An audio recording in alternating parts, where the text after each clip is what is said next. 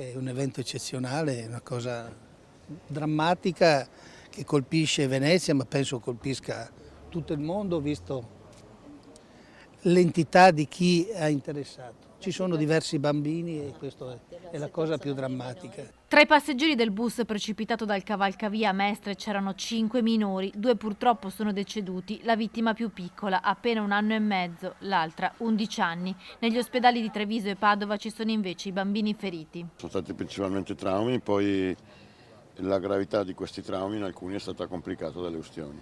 Il quadro clinico più grave è quello di una piccola ucraina di 4 anni ricoverata in azienda ospedaliera a Padova con ustioni e traumi. Al Cafoncello di Treviso ci sono 2 fratelli austriaci di 3 e 13 anni. La loro mamma e il compagno invece sono tra i 21 deceduti. Dei 15 feriti, 7 sono ricoverati nelle varie terapie intensive degli ospedali della regione. Sono i casi più complicati. A Padova, sede del centro grandi ustionati, oltre alla piccola di 4 anni è arrivata anche una 52enne spagnola. Condizioni, diciamo così, pesanti, ecco, usiamo un po' questo termine.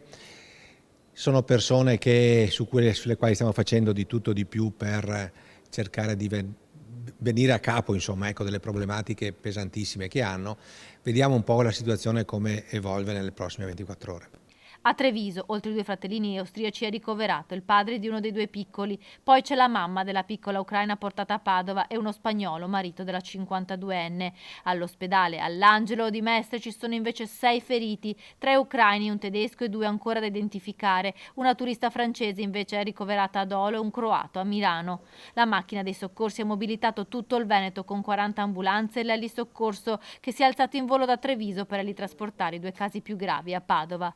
A bordo del bus, oltre all'autista Alberto Rizzotto, c'erano 35 passeggeri, 8 le vittime su 21 per ora identificate. Molte di loro non avevano i documenti, quindi la procura ha dato l'incarico alla medicina legale e alla polizia scientifica di effettuare gli esami del DNA nella speranza di poter dare a tutti i corpi un nome per poter avvisare i familiari.